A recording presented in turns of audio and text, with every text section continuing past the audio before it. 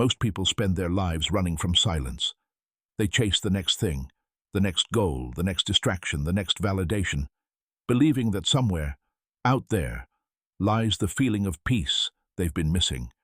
But the truth is, what we often search for endlessly outside ourselves has always been waiting quietly within. Life, in its gentle but unforgiving way, keeps trying to show us what truly matters, yet we rarely listen until it's too late. We wait until the noise fades, until the people we took for granted walk away, until the opportunities we ignored vanish, before realizing that all we ever needed was already here.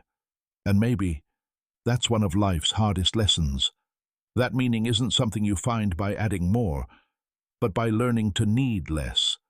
The Stoics often reminded themselves that the present moment is all we ever own.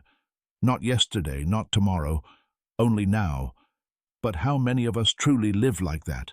We talk about wanting peace, yet we fill our days with chaos. We say we want to feel alive, yet we numb ourselves with comfort.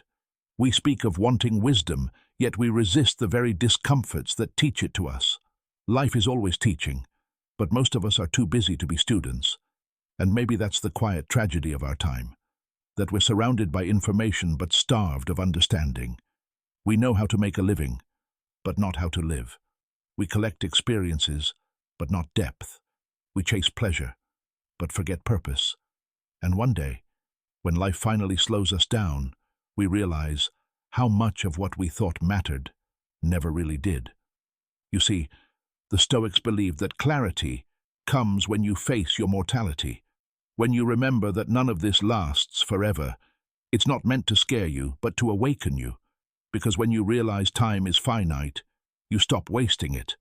You stop giving your energy to people who drain you, your thoughts to worries you can't control, and your days to things that don't feed your soul. You start to see that peace isn't found in having everything go your way, but in learning to stay centered even when it doesn't. And maybe that's what truly matters. Not the absence of struggle, but the presence of perspective. Because in the end, you don't control what happens to you, only how you respond. That's the heart of Stoicism, to meet life as it is, not as you wish it to be. The world will always test your patience, your ego, your strength. People will misunderstand you, plans will fail, seasons will change, and yet peace remains possible. Not when the storm stops, but when you stop fighting it.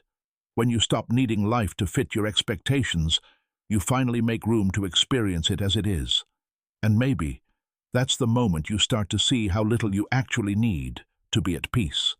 The Stoics used to remind themselves daily that the things we cling to, wealth, beauty, reputation, comfort, are temporary.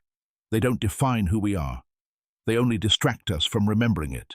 Seneca once wrote, "It is not the man who has too little, but the man who craves more, that is poor." Think about that. How many of us are rich in things, but poor in spirit? How many of us keep running after more, without realizing that more has never been the answer? The truth is, life doesn't get better when you add to it. It gets lighter when you let go. You learn to let go of the need to prove yourself, to please everyone, to control outcomes that were never yours to control. You learn to let go of resentment, because carrying anger is like drinking poison and expecting others to hurt. You learn to let go of comparison, because peace cannot grow where envy lives. And slowly, almost quietly, you begin to find freedom, not in changing your circumstances, but in changing your relationship with them. The Stoics understood that the quality of your life depends on the quality of your thoughts. They knew that peace is not something you stumble upon by luck, but something you cultivate by discipline. And maybe that's what modern life has made us forget, that wisdom isn't found in doing more, but in seeing more clearly.